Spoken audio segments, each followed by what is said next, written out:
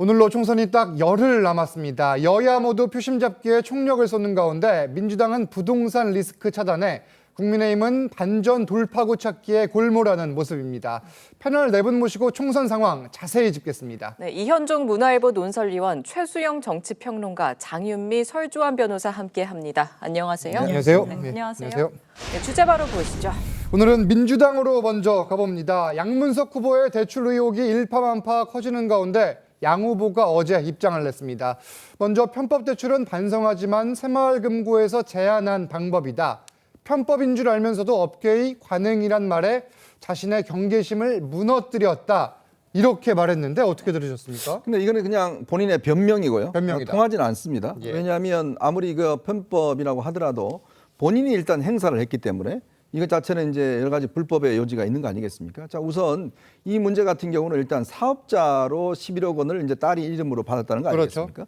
그렇다면 사업자로 받으려고 하면 사업을 해야 되거든요. 근데 맞습니다. 과연 사업을 했느냐에 대한 지금 여러 가지 의문이 있지 않습니까? 그렇죠. 딸은 바로 또 이 어학연수를 캐나다로 떠나버렸고 예. 자, 그리고 사업에 대한 기록이 과연 있는 것인지 제가 알기로 제 지인들 사업하시는 분들 이야기 들어보면 이 11억 원 사업자 대출을 받으려고 그러면 굉장히 어렵다고 그래요. 굉장히 까다롭고 예. 그리고 또 확인도 한다고 그럽니다. 아무리 새마을금고가 조금 어떤 느슨하다고 이야기를 하지만 그러나 11억 정도를 동네에 있는 이 새마을금고에서 대출해 줄 정도면 예. 굉장히 꼼꼼하고 또 그 계획 자체가 명확한데 문제는 사업을 했다라는 그 기록들이 만약에 거짓으로 제출했다 그러면 예. 이건 허위 공문서라든지 또 이 업무방해라든지 배임의 혐의가 있을 수 있을 거예요. 그러니까 그런 것이 있을 수가 있고 또 하나는 이제 이 11억 원을 사업 목적이 아니라 결국은 주택 구매에 써버렸지 않습니까? 네. 예. 즉 목적 이외에 써버린 거거든요. 그러니까 그랬을 경우에 이제 문제점들 그리고 아무리 이제 직원이 그렇게 했다 하더라도 사실상 이거를 그냥 따라서 했다라면 이건 뭐 법에 다 걸리는 거거든요. 네. 그래서 저는 이거는 편법의 문제가 아니라 불법의 문제이고 예. 또 하나는 이게 이제 본인이 지금 자꾸 해명을 하면서 이제 이 여러 가지 언론을 상대로 해서 뭐 공격도 하고 하는데 그렇죠. 글쎄요. 이 문제는 아마 많은 분들께서 의문점이 굉장히 커지고 있는 사안인 것 같습니다. 네, 지금 말씀하신 것처럼 양문석 후보는 사과의 뜻을 밝히면서도 이 편법 대출을 폭로한 언론에 화살을 돌렸습니다. 직접 들어보시죠. 이자 절감을 위해서 딸아이의 편법 대출을 했던 저희 부부가 또다시 혼이 나고 있습니다. 정말 국민의 눈높이에 맞지 않는 편법 대출이었다고 생각합니다. 안산 시민 여러분들께 진심으로 사과드리고 선거 과정에서 잠적했다는 이 거짓 뉴스들이 시시때때로 터져나오는 이런 언론들을 저는 정말 개혁하고 싶습니다. 뉴스 징벌적 손해배상제를 반드시 국회에 입성하자마자 관철시키고자 여러분들에게 호소합니다. 도와주십시오. 양문석 후보는 거짓 뉴스들이 터져나오는 언론이라면서 특히 당선될 경우에는 언론에 대한 징벌적 손해배상 제도를 관철시키겠다 이렇게 이야기를 또 했는데 이건 어떻게 봐야 돼요? 만약에 본인의 편법 대출과 관련해서 예. 이 의혹을 제기한 언론을 가짜뉴스라고 규정한다면 그런 의도였다면 전 대단히 부적절하다고 생각하고요. 네네. 총선을 앞두고 여야의 후보 모두 검증의 대상이 되는 건 너무나 당연한 겁니다. 그리고 본인이 시인을 했듯이 편법의 요소가 있다라는 건 본인도 사과를 한 부분 아니겠습니까?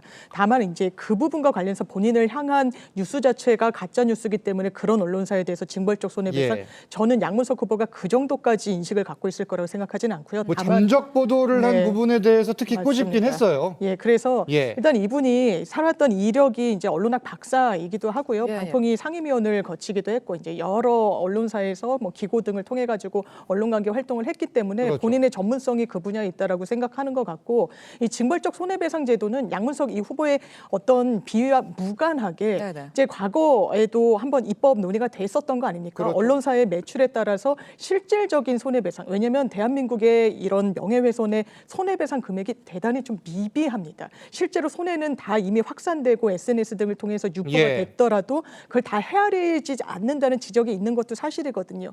그래서 해외 입법 레드를 통해서 언론사의 실질적인 매출 대비 어떤 현실화된 실질적인 손해배상 제도가 필요하다는 그런 입법론은 있었기 때문에 그 차원에서 본인의 역할이 있겠다라고 이야기하는 정도는 괜찮지만 이걸 본인을 향한 어떤 검증과 관련해서 가짜뉴스라고 규정짓는 거라면 동의하기 어렵습니다. 예. 그런데 양 후보는 어제 해명글에서 피해를 본 사람도 기관도 없다고 보도 안 했는데 이 말도 사실 좀 논란이 더 커지고 있거든요. 피해를 본 사람이 과연 없을까 이런 생각도 들고 국회의원 후보가 이런 말을 내뱉는 거 좀 어떻게 보셨습니까? 그러니까 저는 왜 피해를 본 사람이 없습니까? 예. 그 11억 원이 제때 그 좋은 사람, 그 필요한 사람에게 집행됐다면 정말 자금이 절실하고 필요했던 소상공인들 11억 전체를 갖든지 나눠서 대출받든지 얼마나 유용하게 썼겠습니까? 그렇죠. 근데 저 대출받은 금액으로 주택담보대출을 쓴 거 아닙니까? 예. 목적 외로 사용했고요. 그래서 본인 뭐가 피해자가 없고 뭐가 피해받은 기관이 없는지 저는 되묻고 싶고, 그리고 저는 양문석 후보가 사실은 공직은 없었지만 방통위는 과거에 거치고 했지만 그 이후의 삶을 보면은 계속 국회의원 도전하고 경남도지사 도전하고 이번에도 국회의원 도전하고 계속 공직을 희망하는 삶을 살아왔어요. 근데 그렇죠. 희망하는 삶이 그렇게 그러면 평소에 국민적 눈높이에 맞지 않는 편법의 삶을 살아왔다고 저렇게 당당하게 인정할 수 있습니까? 그리고 저기에 불법의 요소가 없다고 저렇게 또 당당하게 말할 수 있습니까? 저도 양문석 후보에 묻고 싶어요. 그러면 이렇게 만일 이런 인식과 이런 태도를 갖고 공직 후보가 돼서 설령 나중에 국회의원이 된던들, 아니 문재인 정부가 그렇게 말하자면 주택담보대출을 막기 위해서 하지 말라고 했던 걸 예. 피해서 해놓고 도대체 그러면 앞으로 국회의원의 권한이 지어지면 도대체 뭘 못할 것 같습니까? 그래서 저는 이런 점들을 유권자들이 냉철하게 들여다보고 과정에서 한번 저는 봐주셔야 한다고 생각합니다. 오늘 한동훈 비대위원장은 양문석 후보의 이 같은 발언을 또 정면 비판했죠. 국민에게 피해를 준 것이 맞다 이렇게 직격을 한 건데 이 내용도 들어보시죠. 이분이 이렇게 얘기합니다. 우리 가족이 피해를 준 사람이 없다. 그러니 사기가 아니다. 피해는 우리 국민이 다 본 것이고 그 돈 못 받아간 소상공인이 피해자입니다. 이분이 자기의 행동을 사기 대출이라고 한 사람들을 다 고소하겠다고 하더라고요. 저를 먼저 고소하십시오. 그럼 저를 고소하세요. 자, 한동훈 위원장은 구체적으로 이런 이야기를 했어요. 이 경기도 법인카드 쓴 부분들은 그러면 피해자가 없느냐. 그리고 이 대장동 비리, 이재명 대표 대장동 비리와 관련해서 이거는 또 피해자가 없는 거냐 이렇게 비판을 했거든요. 네, 한동훈 비대위원장으로서는 선거 기간이기 때문에 충분히 할 수 있는 비판이라고 생각하지만은 네. 이게 누가 피해자냐, 피해자가 없다고 볼 수는 없습니다. 예. 그러니까 우리가 형법 체계에서 범죄를 규정할 때 피해자가 없는 범죄가 어떻게 있을 수 있겠습니까? 그 피해자라는 것이 어떤 특정된 개인일 수도 있고 어떤 기관일 수도 있겠지만 예. 그렇지 않은 경우도 있습니다. 공공의 이익을 해야 하는 법익이라든지 그렇죠. 이런 부분에 있어서는 그렇거든요. 근데 한동훈 비대위원장이 얘기한 것도 마찬가지로 경기도지사 시절 이재명 대표가 만약에 이 부분은 저는 아직 명확한 수사의 결과가 나오지 않았기 그렇죠. 때문에 우리가 아직은 혐의입니다. 판단을 할 수는 없겠지만은 그러한 부분에 있어서 만약에 그렇다고 한다면 그 또한 세금을 이용한 범죄이기 때문에 문제가 될 수 있는 거 아니겠느냐라고 정치적인 공세를 한 것이고요. 특히나 저는 양문석 후보가 이 부분에 대해서 이렇게 해명한 것은 매우 부적절하다고 봅니다. 그러니까 그렇다고 한다면 우리가 마약 범죄 같은 경우에 누가 피해자입니까? 마약을 흡입한 본인이 피해자입니다. 네. 그러면 이건 피해자가 없는 범죄입니까? 그냥 관대하게 우리가 넘어갈 수 있는 건가요? 그렇지 않습니다. 예. 저는 마약 범죄와 이 부분과 관련해 가지고 똑같이 비교할 수는 없다고 볼 수도 예. 있지만은 어찌 되었든 간에 공직, 특히나 국민의 대표로서 300명 중에 한 명으로 들어간다는 그걸 희망하시는 분이 그러면 자기가 국회의원 돼서도 편법이면 다 그냥 넘어갈 수 있는 부분입니까? 그럼 국민들이 편법을 하고 불법을 저지르지 않으면 목적을 향해서 뭐든지 할 수 있다는 어떤 이런 수단과 방법을 가리지 않는 부분에 대해서 그걸 다 정당화할 수 있는 것입니까? 저는 그런 부분에서라면 예. 양문석 후보가 과연 국회의원 후보로서의 어떤 자질 문제가 매우 심각하다 봅니다. 그런 문제까지 제기될 수 있다 이런 의견이시고 네, 또 여기서 핵심은 양문석 후보가 어떻게 대학생 딸을 통해서 새마을금고에서 사업자 대출 11억 원을 받았냐 이겁니다. 새마을금고가 대출금을 어디에 썼는지 확인하는 과정에서도 이 사후 점검 과정에서도 좀 석연치 않은 점들이 있었다 해요. 우리가 이제 보통 1금융권 은행이라든지 또 2금융권 같은 경우도 보면 주로 금감원에서 일단 관리를 하거든요. 예. 근데 특이하게도 새마을금고는 행정안전부에서 관리 감독을 하게 됐습니다. 맞아요. 네. 근데 최근에 새마을금고의 이제 부실 대출 문제가 꽤 문제가 됐습니다. 그렇죠. PF라고 해서 이제 부동산 대출을 무분별하게 해주다가 이 새마을금고가 큰 위기에 이제 처했다 해서 최근에도 문제가 됐었거든요. 예. 그래서 원래는 행안부에 여기 한 과에 있는 몇 명 안 되는 인력이 사실은 새마을금고를 전국에 있는 새마을금고를 다 이게 감시를 하기 때문에 네. 전문성이라든지 인력이 너무 부족하다는 지적이 됐어요.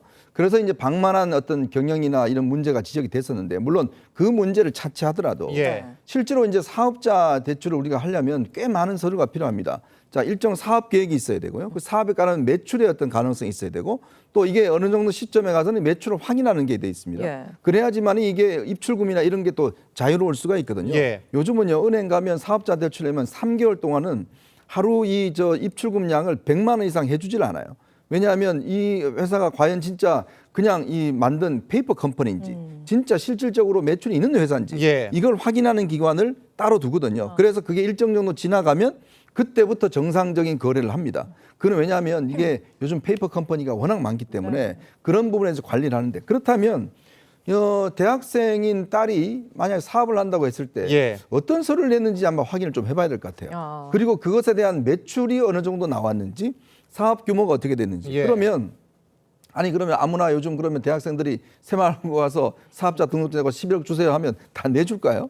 안 내주거든요. 예. 이게 지금 인터넷 공간에서 굉장히 검색량이 많은 게 바로 이 양문석 그 후보 문제입니다. 그만큼 이게 이제 관심이 많다는 예. 이야기거든요. 자, 그런 거 따져보면 과연 그러면 여기에 다른 어떤 이 외압이 작용하지 않았을까? 왜 또 하필 대구에 있는 예. 수성새마을금고에 또 했을까? 등등 여러 가지 어떤 의문점을 많이 낳고 있으니까 이건 아마 예. 행안부나 금감원에서 확인을 해보면 저는 곧 나올 것 같습니다. 일단 새마을금고 중앙회에서 대출 과정 전반을 내일부터 조사를 하고 행정안전부도 조사에 착수를 할 예정인데 네. 이 가운데 브로커가 있었는지 여부 그리고 대부업체는 어떤 역할을 했는지도 지금 조사 대상에 포함될지 봐야 될 것 같고 용도와 다르게 대출금이 쓰였다면 이 대출금 네. 회수될 수도 있습니까? 회수될 수 있을 것 같아요. 왜냐하면 대출 약관 같은 걸 보면 어쨌든 금융기관 입장에서는 사업자 대출 명명으로 11억 원을 대출해줬는데 예. 사업자금으로 쓰이지 않고 이게 주택자금 대금으로 쓰였다는 거 아니겠습니까? 그렇다면 바로 이 부분이 불법적인 원인으로 편법적인 걸 기화로 대출이 일으켰기 때문에 가져갈 수 있는 근거를 마련해 놨을 겁니다. 다만 이 부분이 은행권이잖아요. 그러면 본인들도 안전장치를 2중, 3중으로 합니다. 그래서 양문석 후보 같은 경우에는 새마을금고에서 주택담보로 이제 근저당을 잡히고 11억 원을 샀다는 예. 대출을 일으켰다라는 것이거든요. 그러면 이 새마을금고 입장에서는 아마 11억 원 잔존 채무가 얼마인지는 알기 어렵지만 네. 상당액일 겁니다. 많이 갚지 못했을 걸로 보이니까요. 그러면 이 부분을 주택과 관련해서 집행권을 확보한 다음에 경매로 현실화할 가능성도 열려 있다고 봐야 되겠죠. 이런 가운데 민주당은 논쟁을 나눈 후보들의 의혹에 대해선 선을 긋는 모습입니다. 직접 들어보시죠. 양문석 후보랑 김준혁 후보가 유세를 이제 재개했잖아요. 이제 당에서 그 논란 관련해서 대응이 있으실지. 아니요, 후보들이 아마 개별적으로 대응할 겁니다. 자, 일단 민주당에선 후보들 의혹에 대해 후보들이 개별적으로 대응할 거다 이런 입장을 보였는데 이게 사실 젊은 층 표심에 어떤 영향을 미칠지 민주당에서도 주시를 하고 있을 것 같은데 어떻게 될까요? 그러니까 지금 뭐 대변인도 굉장히 곤혹스러워하는 표정이잖아요. 예. 사실 이걸 중앙당 입장에서 공식적으로 이걸 참 대응하기도 어려운 일이고 이게 개개인 후보에게 불거진 이 사실은 뭐 좀 편법과 불법 의혹이기 때문에 이런 점들에 대해서는 굉장히 좀 대응하기가 예민하겠죠. 근데 저는 이렇게 봐요. 사실 20대가 공정이야말로 가장 예민하게 받아들이는 핵심 가치 아닙니까? 예. 누가 그러니까 세습과 부의 대물림 이런 점들 혹은 기회균등이 무너질 때는 굉장히 20대가 예민하게 반응합니다. 그래서 사실 이번 선거가 60대, 70대와 40대, 50대 세대 전쟁이라고 표현하지만 사실 저는 캐스팅 보트는 20대가 쥐고 있다고 봅니다. 20대가 지난번 대선에서도 굉장히 말하자면 파급력 있는 그 캐스팅 보트 역할을 했듯이 이번 예. 총선에서도 양쪽 진영으로 공고화돼 있지만 20대가 어떤 마음을 갖느냐에 따라서 굉장히 양쪽 진영의 표의 스윙이 있을 수 있다고 저는 보기 때문에 20대가 과연 이 문제에 대해서 어떻게 반응하냐. 저는 문재인 정부 때 부동산 문제가 결국은 아주 휘발성 있는 이슈가 돼가지고 예. 전국을 강타하지 않았습니까? 예. 그런 측면을 놓고 본다면 이번 20대들이 이 문제를 바라다보는 지금 이 의원님께서 키워드 검색량이 굉장히 많아졌다고 하는데 저는 아마 예. 20대일 거라고 추정돼요. 그래서 이 문제는 아마 굉장히 지금 막판 남은 가장 핫한 이슈가 될 것 같다는 생각이 듭니다. 일단 해명을 둘러싼 논란은 차치를 하고 이 대출 과정에서 양 후보는 이 편법이었다, 불법은 없었다, 사기가 아니다 이렇게 주장을 하고 있는 만큼 앞으로 조사 과정을 통해서 실제 어떤 내용이 밝혀질지는 좀 지켜보기로 하고 지금 부동산 투자와 관련해 새롭게 논란이 되고 있는 후보도 보겠습니다. 광주, 서울에 출마한 민주당 양부남 후보인데 20대 두 아들에게 재개발 호재가 있는 한남동에 단독 주택을 증여한 사실이 오늘 지금 보도가 되고 있어요. 네, 보니까 그 해당 주택이 이제 양 후보 같은 경우 선관위 등록 기준으로 9억 3,600만 원의 가치가 있다고 신고를 했어요. 그런데 그렇죠. 우리가 아시다시피 한남동이면 굉장히 서울에서도 굉장히 그 강남권에 들어가죠, 우리가. 그래서 굉장히 이 실제 가치는 이것보다 예. 훨씬 몇 배나 더 많은 가치를 가지고 있을 것이라 추정할 수 있고요. 이게 네네. 특히나 재개발 지역에 해당하기 때문에 근데 이 부분과 관련해 가지고 이제 양 후보 같은 경우는 실거주 목적으로 했다라고 지금 해명을 하고 있습니다만은 맞습니다. 어찌 되었든 간에 20대 초반 당시 증여 기준으로 했을 때 20대 초반의 어떤 자녀들에게 이런 어찌 보면 이게 나중에 값어치가 엄청 뛸 거라는 것은 충분히 누구나 예상할 만한 지역에서의 어떤 그 집을 증여했다는 부분은 뭐 공정성이 있느냐. 물론 뭐 자신의 재산을 자식을 예. 위해서 증여세 다 내고 주는 부분에 대해서 참 자본주의 사회에서 뭐라 할 수는 없지만은 그렇죠. 이 부분은 지금 불법성은 없는 네, 거죠? 불법성은 없죠. 다 없는 GS도 거죠. 다 예. 본인이 이미 납부를 했다라고 하기 때문에 그러나 고위공직자, 특히나 예. 국민을 대표하는 고위공직자가 이러한 것을 했었을 때 그리고 이걸 저는 그 입장을 바꿔 생각해보면 될 것 같아요. 만약에 국민의힘에서 이러한 후보가 국회의원 후보로 나왔다고 한다면 예. 민주당 측에서 이 부분에 대해서 비판을 하지 않을 것인가. 그리고 모르겠습니다. 이런 부분에 대해서 과연 이게 편법은 아닐 수도 있어요. 예. 좀 부적절하고 국민의 눈높이에 과연 맞는가라는 부분이 있겠습니다만은 저는 이 부분과 관련해서는 뭐 본인의 어떤 이후에 국회의원이 돼서도 이 부동산을 처분한다든지 특히나 문재인 정부 때 서울시장 선거 LH 사건으로 정말 곤욕을 겪었고 그걸로 인해서 어찌 보면 민주당이 대선까지도 놓쳤다라는 평가가 나오고 있는 마당에 예. 저는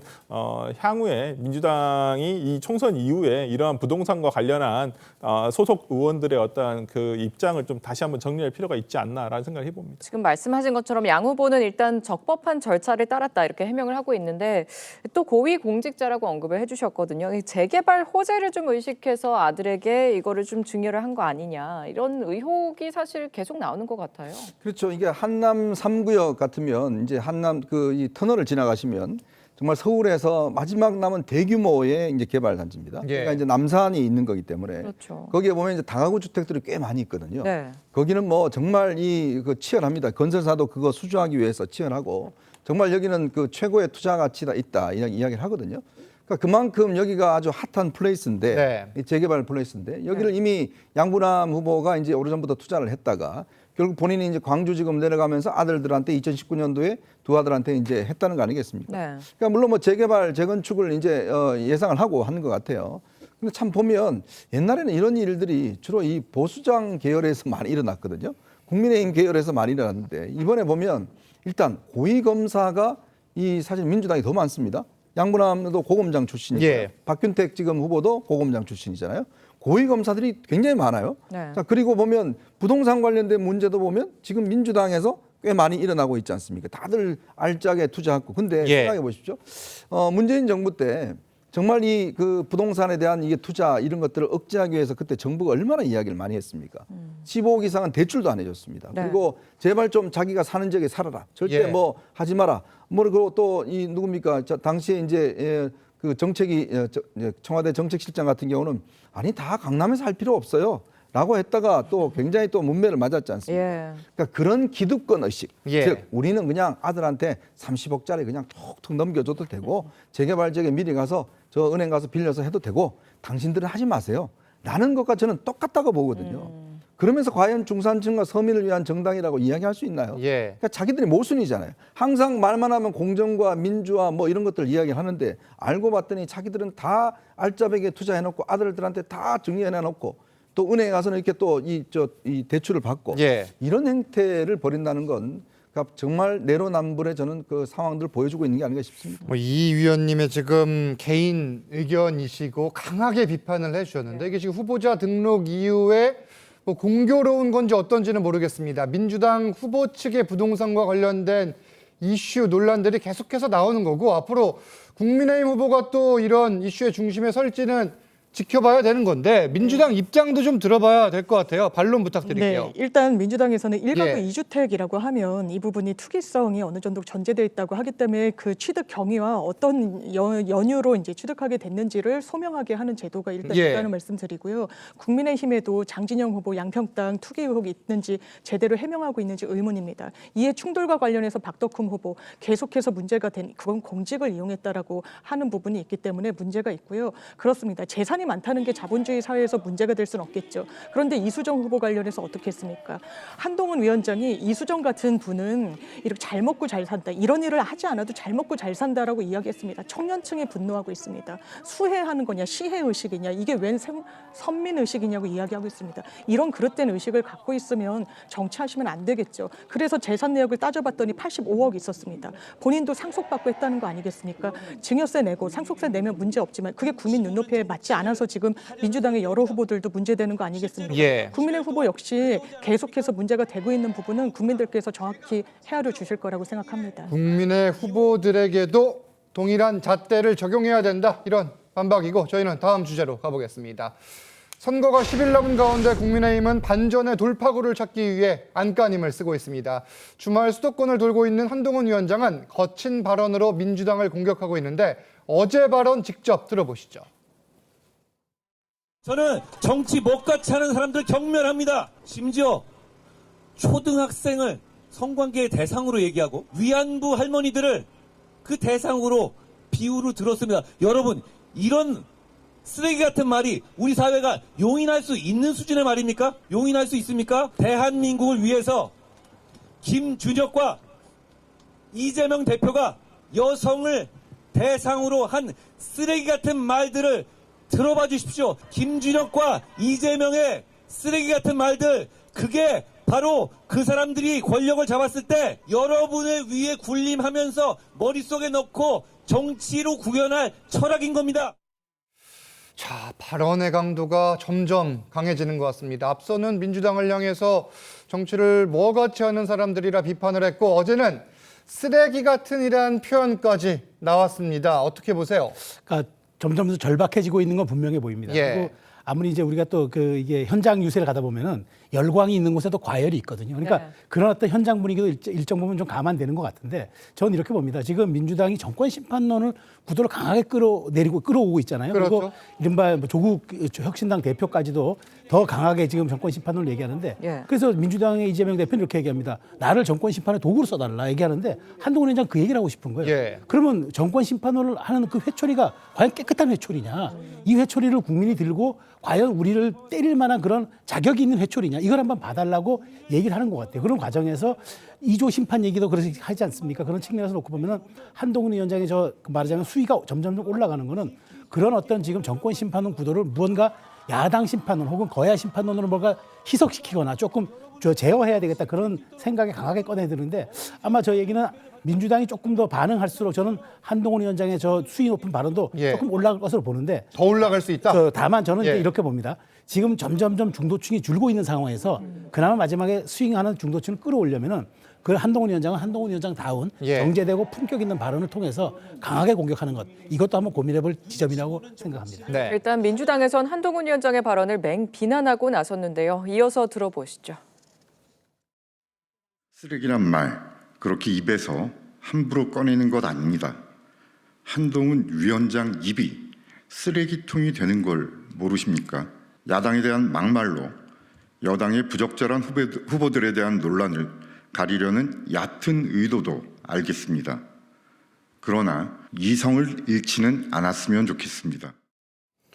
자, 민주당에선 이성을 잃지 않았으면 좋겠다고 하면서 정치 언어를 더는 오염시키지 말라 이렇게 비판을 했는데 한동훈 위원장이 앞서 여의도 정치 탈피하겠다 그랬잖아요. 뭐 이런 반박인 것 같아요. 그렇습니다. 아마 민주당은 한동훈 위원장이 계속해서 쓰레기니 구정물이니 해도 대응하지 않을 겁니다. 왜냐하면 대응하지 않는 게 선거 전략상 유리하기 때문이죠. 한동훈 위원장 어제만 14번 쓰레기라고 했다라고 하더라고요.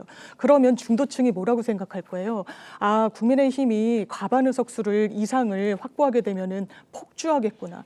쓰레기인 야당이 다수석인데도 쓰레기다, 구정물이다 이야기하는데 대화, 타협 기대할 수 있겠습니까? 그래서 국회가 망가졌다고 민주당이 발목 잡았다고 이야기하는데요. 그러면 대통령이 야당 대표 한 분이라도 만났습니까? 그러면 비대위원장은 야당 대표에 대해서 뭐라고 얘기하고 있습니까? 희롱하고 조롱하고 쓰레기다, 구정물이다 이렇게 이야기하고 있습니까? 있습니다. 그러면 중도층이 이 부분에 대해서 아 그렇구나 국민의힘을 힘을 실어줘야겠다라고 생각할까요? 그렇지 않습니다. 민생이 너무 어렵거든요. 본인들의 잘못에 대해서 어떻게 할 거냐고 묻고 있는데 민주당 심판하겠다고 합니다. 종북을 척결하겠다고 하고 또 운동권을 청산하겠다고 합니다. 국민 민생과 무슨 관련이 있습니까? 국민들이 지금 그거 하라고 요구하고 있습니까? 그렇지 않습니다. 물가 조금이라도 내려달라고 그리고 경제 조금이라도 낮게 해달라고 하는데 영 딴소리로 하고 있기 때문에 아마 민주당 입장에서는 계속 이런 강도 높은 그리고 국민들 마음에 전혀 울림이 없는 말을 한동훈 위원장이 하기를 바라고 있을 겁니다. 지금 민생과 경제 얘기 좀 지적을 해주셨는데 국민의힘은 판세를 뒤바꿀 지금 돌파구 마련이 시급한 상황입니다. 오늘 한동훈 위원장은 총선 공약으로 내년에 5세부터 무상교육 보육을 실시하고 단계적으로 확대하겠다 이렇게 밝혔거든요. 이거는 좀 어떻게 보십니까? 효과 있다고 보십니까? 글쎄요. 이게 이런 게 저는 포퓰리즘 아닐까 싶어요. 그러니까 뭐 얼마 전에 이재명 대표가 뭐 1인당 25만 원을 지급하자라고 하는 부분에 대해서 국민의힘에서도 포퓰리즘 아니냐. 또 매번 나오는 또 퍼주기 아니냐라고 비판을 했는데 저는 이것 또한 마찬가지로 보여요. 그러니까 물론 지금 뭐 출산율이 굉장히 떨어지고 있고 인구 감소가 더해지는 마당에 어찌 보면 양육 환경을 좋게 하자는 부분에 대해서는 전 찬성을 기본적으로 아이디어 자체는 찬성을 할 수 있다. 일단 취지 자체는 찬성을 합니다만은 이걸 총선 전에 굳이 이제까지 그 보건복지부에서 충분히 할 수 있었던 일이거든요. 그리고 이 부분에 대해서 야당의 협조 없이 될 수가 없는 부분이다. 그러면 제안을 하면 더 좋지 않겠습니까? 국회에서 이걸 우리가 여당, 야당 이거 총선 끝나고 내가 비대위원장에서 물러나는 한이 있더라도 이건 꼭 진행했으면 좋겠다. 이건 정말 국가적으로도 굉장히 중요한 문제이기 때문에 꼭 해야 된다라고 얘기를 했었으면 더 좋지 않았을까라는 생각이 들고요. 최근에 지금 한동훈 비대위원장이 보여주는 어떤 거친 말 이런 것들은 저는 지금 국민의힘이 굉장히 초조하구나라는 생각이 듭니다. 그러니까 아까도 우리 장 변호사께서 얘기를 잘 해주셨지만은 한동훈 비대위원장이 지금 대중연설을 하면서 잡아야 될 것은 야당이 아닙니다. 야당의 대표를 잡을 게 아니라 물가를 잡아야 된다. 내가 어떻게 하면 물가를 잡을 것인가. 가장 우리 국민들이 느낄 수 있는 물가가 뭐겠어요? 기름값. 그다음에 시장 가서 그다음에 뭐 대파뿐만 아니라 각종 채소류가 다 오르고 있거든요. 그런 부분에 대해서 내가 집권 여당으로서 어떻게 잡을 것인가에 대해서 더 구체적으로 말씀해 주시는 것이 국민들에게 더 다가설 수 있는 방법이 아닐까 싶습니다. 물가를 잡는 방법에 대해서 구체적 대안을 내놔야 된다 이런 말씀이고 보육정책 관련해서는 실제 부모들과 예비 부모들에게 어떤 영향을 미칠지는 좀 지켜보기로 하고 이 국민의힘의 반전 카드로는 의대 증원 문제 해결이 계속해서 제기되고 있습니다. 대통령실은 수험생 혼란은 안 된다. 그러니까 올해 2,000명 유지해야 된다 이런 입장이고 국민의힘에선 정부의 의대 증원이 유연한 태도로 전환해야 한다. 다소 엇갈린 목소리가 나오는데 대화의 진척은 현재 없는 것으로 보이거든요. 물밑 움직임 없습니까? 지금 사실은 이번에 새로 뽑힌 의협 회장이 뭐 본인들이 거의 정치단체로 지금 이야기를 하는 것 같아요. 20석, 30석 좌우할 수 있다 이랬어요. 아니, 아무리 그렇지만 의협이라는 게 본인들의 전문가 집단이지 않습니까? 그렇죠. 근데 뭘로 지금 20석, 30석을 하려고 하는 건지 저는 최근에 임 회장 같은 경우에 정말 과도하다라는 생각이 들고 국민들이 아마 저 오만을 볼 수가 있을 것 같습니다. 뭔가 의사는 뭐 전부 다 우리는 특권 계층이고 우리는 건드릴 수 없다. 자, 우리가 이제 국회의원들 다 떨어뜨리고 장차관 다 물러나게 하고 뭐 의협이 지금 뭐 정부입니까? 무슨 독재기관입니까? 저는 저런 모습을 보이는 것이 바로 우리 국민들이 왜 지금 이 증원 문제에 대해서 왜 의사들이 기득권을 유지하려고 하는 것인지 더군다나 본인이 그런 이야기 했잖아요. 의사를 더 줄여야 된다는 이야기 하잖아요. 그러면 점점 더 의사가 귀해지면 저 가치는 높아지겠죠. 그러면 우리 국민들은 접근권은 점점 더 떨어지지 않겠습니까? 저런 식의 저는 이야기는 정말 우리 국민들을 화나게 하는 것이고 아무리 지금 정부가 뭔가 지금 타협을 하려고 그러더라도 저런 의협을 상대로 해서 어떻게 타협을 하겠습니까? 그러면 국민들의 눈에 비치기는 정부가 그냥 의협한테 무릎을 꿇었다라고 딱 이야기를 할 거 아니겠습니까? 저렇게 그냥 본인들이 20석, 30석 저 떨어뜨리고 할 수 있다라고 저렇게 오만하게 이야기를 하는데 저는 그래서 이 의사 단체들도 누군가 지금 대화의 주체가 있어야 될 것 같아요. 뭐 정부만 지금 자꾸 이야기를 하는데 문제는 교수들, 그다음에 의협, 그다음에 전공의 지금 그 어느 누구도 지금 대표성 있는 이 대화 상대가 아니지 않습니까? 그렇죠. 그렇다면 본인들의 뭐 확실하게 어떤 대화 상대를 나오든지 무조건 저런 방식을 통해서 그냥 우리 건드리면 알아서 해. 우리 건드리면 뭐 다 떨어뜨려. 라고 하는 방식이라면 정말 이거는 어려우라는 그런 어떤 정말 국민들에게 소중한 권한을 가지고 정말 국민들을 너무 오만스럽게 보는 게 아닌가 그런 생각이 듭니다. 지금 해결책을 찾는 게 좀 시급한데 앞서 한동훈 위원장은 대통령실의 문제를 본인이 해결했다는 이런 입장도 보였습니다. 먼저 들어보시죠. 여러분이 황상무 수석의 문제에 대해서 불편하시고 이거 문제 있다고 하셨을 때 제가 어떻게 했습니까? 제가 그만두게 건의했고 그걸 관철했죠. 이종섭 대사가 외국에 있을 때 제가 어떻게 했습니까? 귀국해야 한다고 해서 그거 선택했죠. 그리고 이종섭 대사 오늘 저도 건의했습니다만 사퇴했습니다. 우리는 정말 처절하게 바뀌고 있습니다.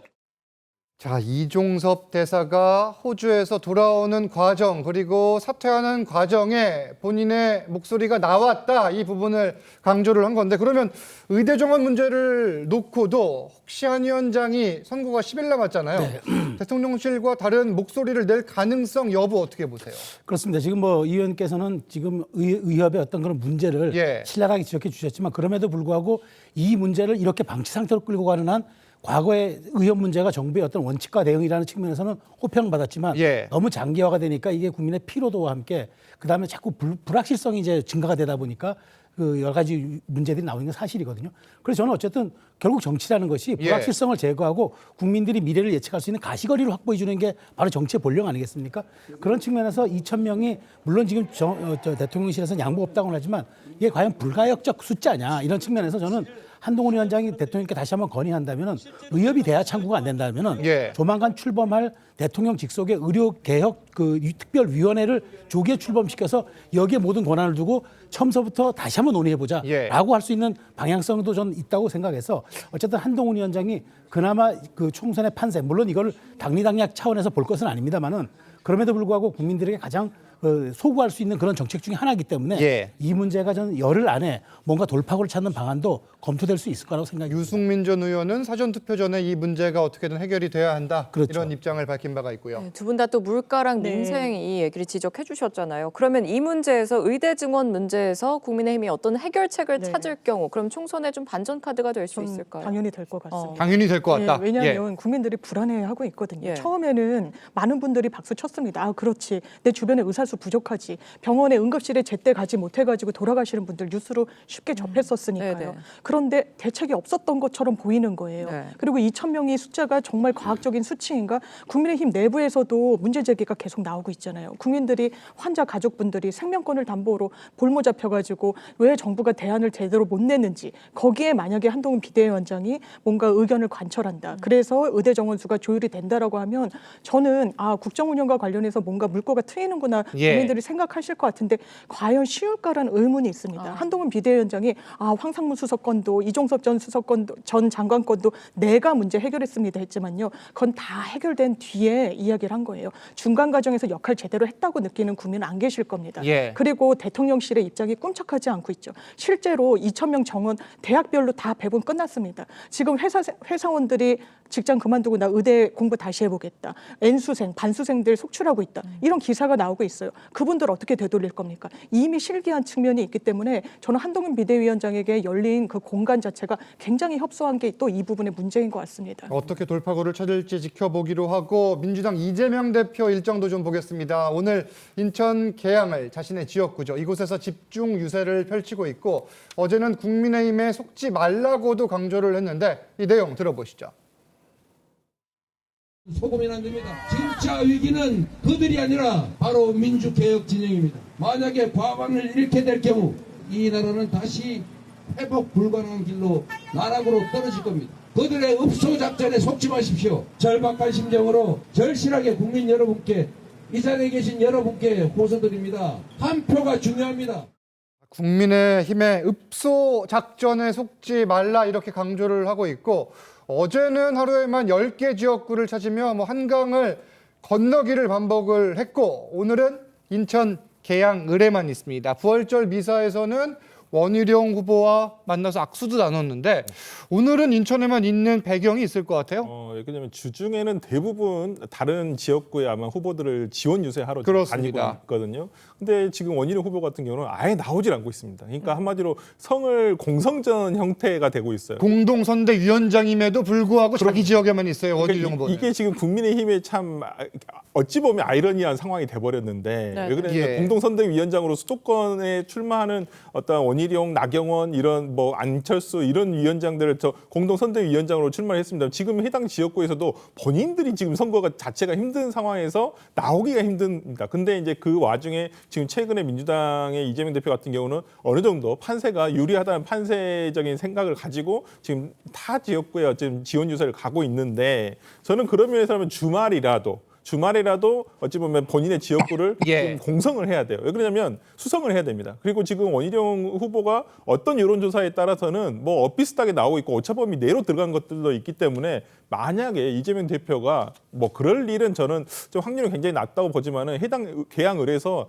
낙선을 해버린다고 한다면 예. 전체 민주당이 이기더라도 본인의 정치적인 어떤 그 위치는 굉장히 흔들릴 수밖에 없어요. 가정입니다만 타격이 클 수밖에 없죠. 그럼요. 예. 그렇기 때문에 당연히 본인의 당선을 기본 전제로 한 지금 민주당의 총선 어떤 결과를 지금 낙관하고 있는 부분이라서 저는 주말이라도 어찌 보면 본인의 어떤 지금 지역구를 지켜야 한다 생각을 할 것이고요. 그 다음에 주중에는 또 다른 지역구로 가서 열심히 유세를 하지 않을까 싶습니다. 네, 이 대표는 총선 낙관론에 대해서 민주당 위기 로드로 일축을 했습니다. 그러면서 승부의 관건은 이 투표율에 있다고 했는데 그럼 투표율이 이 총선 결과에 좀 어떤 변수로 작용할 것으로 우리가 보십니까? 통상적으로 이제 투표율이 한 60%를 넘어가면 예. 민주당에 굉장히 좀 유리하게 작동할 것이다. 그리고 투표율이 낮아지면 이제 국민의힘에 할 것이다라는 그런 통설이 있습니다. 네. 예. 근데 이제 저 보시면 지난 21대 총선에 비해서 이번에 인구 구성이 상당히 많이 바뀌었습니다. 즉 20대는 줄어들고 40대, 50대는 그냥 유지를 하고 있고 네. 오히려 5, 60대는 상당히 늘어나는 지금 게 있어요. 예. 베이비 부모 세들이 지금 가장 많이 지금 이제 폭이 넓어져서 사실은 60대, 70대의 투표율이 만약에 높아진다 그러면 이거는 또 상황을 예측할 수가 없는 거거든요. 저는 아마 지난 21대의 어떤 통설이 안 통할 가능성도 있다. 그래서 민주당이 지금 이 사전투표 동료 문제와 관련해서 국민의힘이 예. 당초에 사전투표보다는 본투표 쪽으로 이제 이야기를 하다가 입장을 바꿨어요. 네네. 이 사전투표도 적극 해줘야 된다 이야기 바꾼 게 뭐냐면 20대의 투표를 많이 하는 게 이게 민주당한테 유리할 것만 같지는 않다. 왜냐하면 지금 조국 혁신당에 대한 20대의 어떤 이 선호도가 굉장히 예. 떨어지잖아요. 자, 그럴 경우에 20대가 많이 투표를 하게 되면 되레 국민의힘한테 유리한 국면도 있을 수 있다라는 거기 때문에 저는 이 기존에 있었던 우리가 어떤 통설, 즉 투표율이 높아지면 민주당에 유리할 것이다라는 통설이 이번에도 과연 적용될지 그런 조금 갸우뚱하는 측면이 있습니다. 그 부분도 봐야 될 것 같고 사실 저희가 총선 판세 계속 전해드리고 있는데 한 달 전만 해도 국민의힘이 과반 차지할 거다 이런 이야기가 있었는데 최근 언론 보도들을 보면은 100석 미만 이야기도 나오는데 실제 국민의힘에서는 어느 정도로 보고 있습니까? 그러니까 사실 그 여당이 예.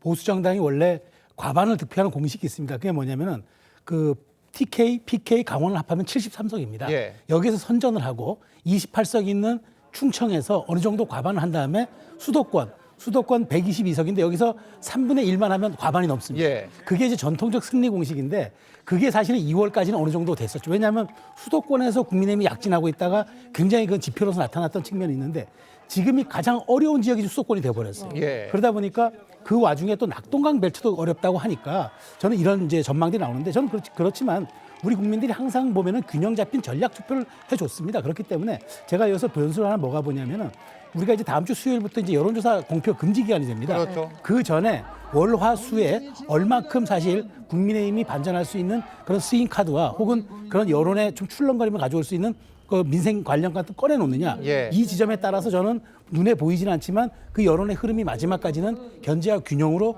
갈 수도 있기 때문에 저는 이 부분은 아직도 그 국민의힘이 낙담할 단계는 아니다라고 생각하고 있습니다. 오늘부터 수요일 사이에 국민의힘 쪽에서 어떤 또 카드를 내놓을 수 있을지 그리고 민주당은 지금 계속 공격받고 있는 부동산 문제를 얼마나 또 방어할 수 있는지가 관전 포인트겠습니다. 다음 주제로 넘어갑니다.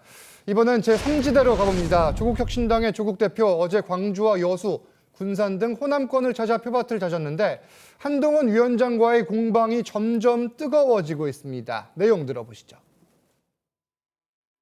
여러분, 허경영 씨 같은 분 말고 자기 이름을 앞세워서 당을 만드는 주류 정치인 보셨어요? 그거 우리 정치가 상상할 수 있었습니까? 예를 들어가지고 동훈당 이러면 그거 골 때린 거 아니에요? 아니 그게 지금 현실로 이루어지고 있어요. 조국당이라뇨. 조국당이라뇨.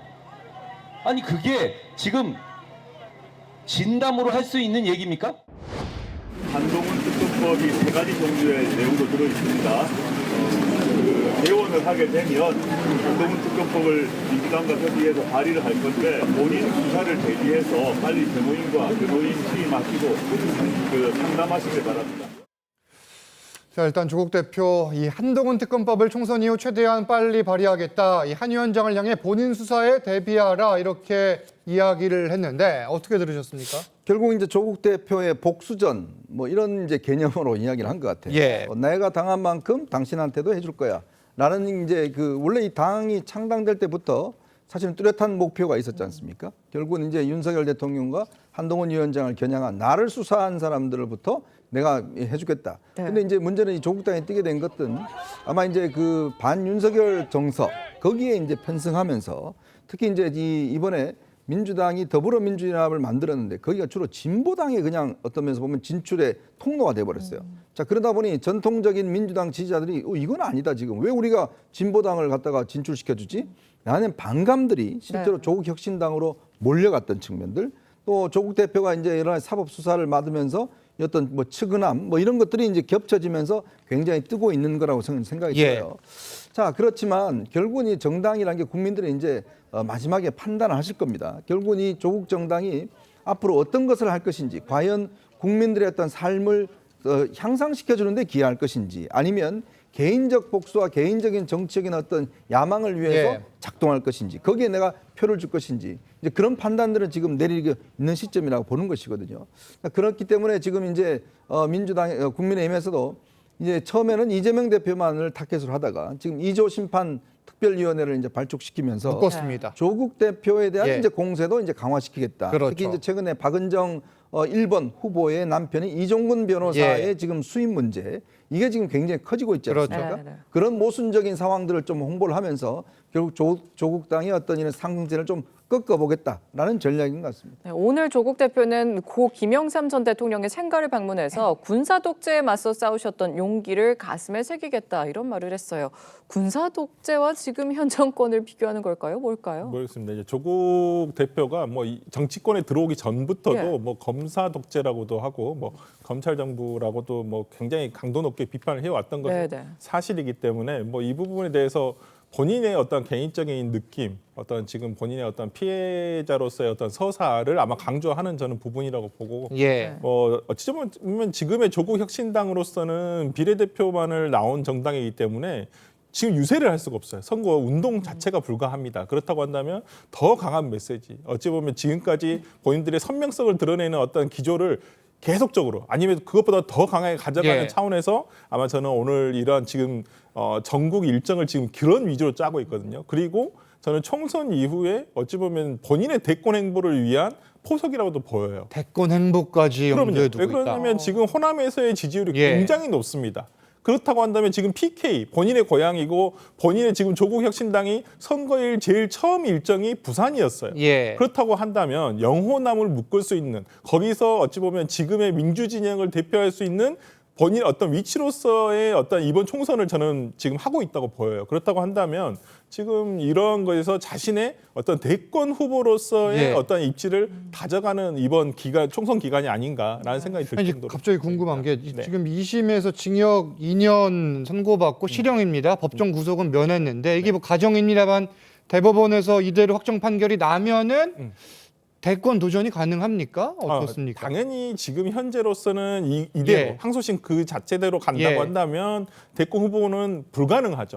그렇지만 여러 법적으로는 가지 그렇죠. 법적으로는 뭐 피선거권이 5년간 제한이 있기 때문에 할 수는 없습니다만 만약에 그럼에도 대법원에서 일부 파기환송이 된다든지, 뭐 배제할 수 없죠. 그렇죠. 그렇다고 한다면 어떤 법적인 결론이 달리 된다고 한다면 저는 그 결론이 이제 우리가 대선까지 3년이 남았습니다만 예. 대권 같은 경우는 보통 1년 전에 대권 후보로서 뛰기 시작합니다. 맞습니다. 그렇다고 한다면 실질적인 기간은 2년밖에 남지 않아요. 아하. 그럼 2년을 버틴다고 한다면 예. 야권의 대권 주자로서 충분히 가능성도 있다고 봅니다. 여러 경우의 수들이 제기가 되는 건데 지금 한동훈 위원장도 조국 대표를 직격을 하고 있습니다. 이 한 위원장은 허경영 말고 이름을 앞세운 정치인 봤냐 이러면서 조국 혁신당의 당명을 겨냥을 했는데 어떻게 보세요? 저도 조국 혁신당을 예. 보면서 사람 이름을 당명으로 내건 정당이 사람을 공격하는 법안을 1호 법안으로 냈었습니다. 바로 그게 한동훈 특검법입니다.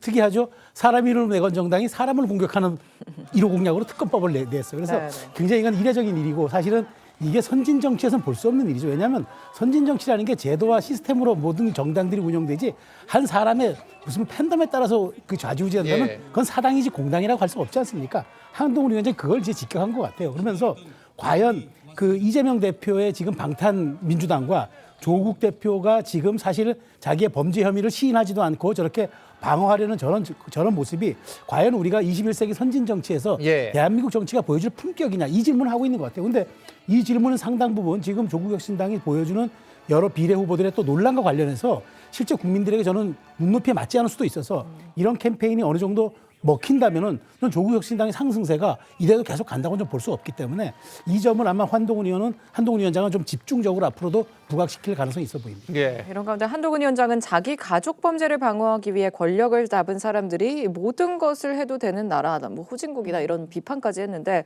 굉장히 지금 양측의 좀 견양 공격이 네. 좀 세지는 것 같거든요. 그렇습니다. 어떻게 보세요? 그런데 여기서 좀 원래 약자가 강자를 공격했을 때 그 효과가 크잖아요. 조국 혁신당이 그래 보여요. 왜냐하면 더 다수 거대 양당 중에 한 축이 한동훈 비대위원장이잖아요. 그러니까 이를테면 한동훈 비대위원장이 조국 대표를 향해서 너무나 극단 정치한다라고 하니까 비밀번호 27개 설정하는 사람이 더 극단적이다. 이야기해버리는 겁니다. 맞받아 치는 거예요. 그러면 또 거기서 멈춥니다. 국민들은 의아한 거죠. 아 정말 비밀번호가 27개짜리나 되나? 범죄자 집단이라고 또 공격합니다. 그러니까 또 조국 혁신당은 아 그러면 자백하는 거냐. 본인의 혐의와 김건희 여사 혐의 지금 자백해서 본인들 범죄자 집단이라고 이야기하는 거냐. 또 이렇게 공격을 해요. 그리고 한동훈 특검법이라고 하는 게 짚어주신 대로 여러 문제들이 있어 보이죠. 그런데 이게 1호 법안으로 내겠다고 해요. 그거 역풍 맞을 수도 있습니다. 유권자들한테요. 그런데 왜 오히려 호응을 받고 있겠습니까? 손준성 검사 1년 실형 받았어요. 거기에 여러 연결고리가 한동훈 당시 검사와 있습니다. 증거로요. 그거는 윤석열 당시 검찰총장을 피해자로 김건희 여사를 피해자로 하는 고발 사주 문건을 법원이 유죄로 한 겁니다. 예. 한동훈 비대위원장 대단히 리스크합니다. 수사 받았습니까? 받지 않았죠. 본인 자녀의 입시 비위 경찰에서도 최근 1월 달에 무혐의를 냈는데요. 이 논문을 대필한 부분까지는 인정을 했는데 이게 게재된 부분, 게재됐지만 이 게재를 해준 그 기관에서 제대로 이게 대필인지 아닌지를 검증하지 않았기 때문에 업무 방해가 되지 않았다. 그 기관 제대로 수사했습니까? 예. 하지 않아 보입니다. 그 부분을 짚겠다는 게 조국 혁신당이 말하는 국민들이 말하는 원칙과 상식이지 않느냐라고 되묻고 있는 부분에 대해서 그 부분이 공백으로 남아 있는 겁니다. 알겠습니다. 한동훈 위원장과 조국 대표가 서로를 겨냥해 공격을 하면서 지금 선명성 경쟁을 하고 있다. 뭐 이런 분석도 일각에서 제기가 되고 있고 어제 조국 대표는 민주당과의 정책적 연대를 위해 노력하겠다. 민주당과 협조해야 한다 입장을 강조했는데 이게 지금 총선 이후 상황 저희가 예견하기는 좀 일러 보이지만 각자 확보하는 의석수에 따라서 달라질 수 있을까요? 어떻게 그렇죠. 보세요? 왜냐하면 이제 더불어민주연합이 만약에 의석수가 조국 혁신당보다 못할 경우에 예. 그럴 경우에 사실은 이제 어떤 주도권이라는 그러니까 전체 의석에서 뭐 이제 대봐야 알겠지만 그러니까 충분히 캐스팅 보트로서의 역할론 거기다가 이제 조국 대표가 이야기하는 게 기본소득당 등등과 함께 지금 교섭단체를 구성하겠다는 거 아니겠습니까? 예. 이렇게 되면 자칫하면 소위 친문이라고 하는 세력들이 이 조국당을 중심으로 해서 묶여질 수 있는 가능성이 있어요. 그럴 수도 왜냐하면 있습니까? 지금 민주당에서 예. 이번 공천 과정에서 사실 친문과 친노가 다 배제가 됐지 않습니까? 네. 갈 데가 없어요. 그러면 그 이재명 대표 정당에 계속 있겠습니까? 지금 임종석, 뭐 기동민 등등 해서 그렇다면 이제 영국에 있는 김경수 전 지사를 비롯해서 그러면 만약에 이 조국 정당의 파이가 커져버리면 조국 대표가 예를 들어서 이 형사적인 문제로 이제 출마를 못하게 된 거잖아요. 근데 틀을 만들어 버렸잖아요. 예. 그럼 이 틀을 그러면 과연 그 세력들이 놔둘 것인지 아니면 정말 이재명 대표도 마찬가지로 사법 리스크가 있는 거 아니겠습니까? 그런 등등의 이게 따져본다 그러면 아마 이 총선 이후에 의석수에 따라서 앞으로 했던 전개가 상당히 재편될 수 있는 저는 가능성도 충분히 놓여 있다 이렇게 보고 있습니다. 그런 가능성까지 이야기를 해주셨고 총선 열흘 남았는데 지금 추세가 계속될지 또 바뀔지 지켜봐야겠습니다. 정치권 쟁점은 여기까지 짚겠습니다. 감사합니다. 감사합니다. 감사합니다.